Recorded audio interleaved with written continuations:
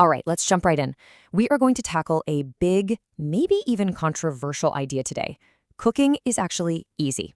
I know. That might sound a little crazy, but just stick with me here. I mean, let's be real, sometimes this is the best we can hope for, right? This perfectly captures that feeling of trying your absolute best and getting, well, a result. It's just a hilarious way to set the tone for what we're about to get into. So, are you nodding your head right now?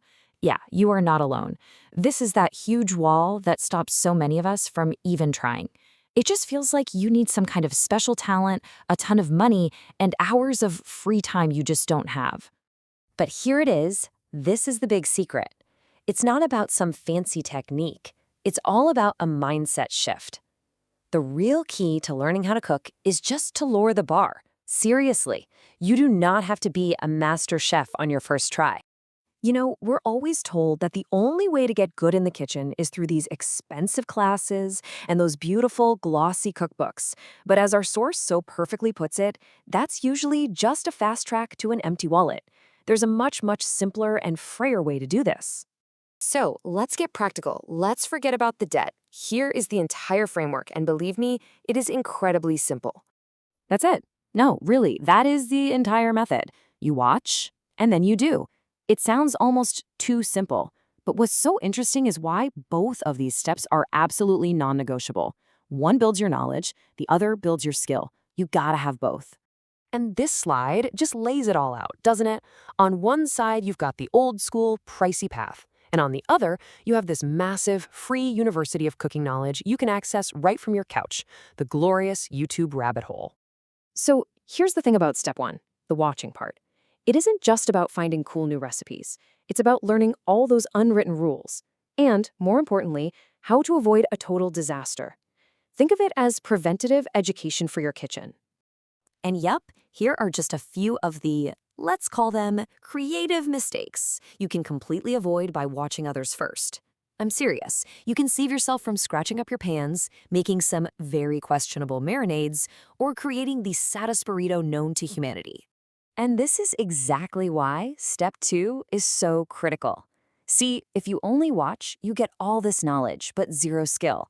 You basically become a cooking theorist. To actually learn, you have to get in there, get your hands dirty, and turn that theory into practice. All right, so you're convinced. You're ready to start doing. But what do you actually need to get started? Let's build your starter pack, and let's do it without breaking the bank. I absolutely love this philosophy. When you boil it all down, a kitchen is really just a system of storage. Thinking about it this way really helps demystify all the gadgets and gear. You don't need to overthink it. You just need a few good containers to get going. And this is it. Seriously, forget the specialty avocado slicers and pineapple quarters. These 6 items right here, these are your workhorses. With just this good enough toolkit, you can make a shocking variety of meals. Okay, let's zoom in on the most important tool on that list for a second. It sounds totally backwards, I know, but a sharp knife is a safe knife. Why? Because it does the work for you. A dull knife makes you push down way too hard, and that's when slips and accidents happen.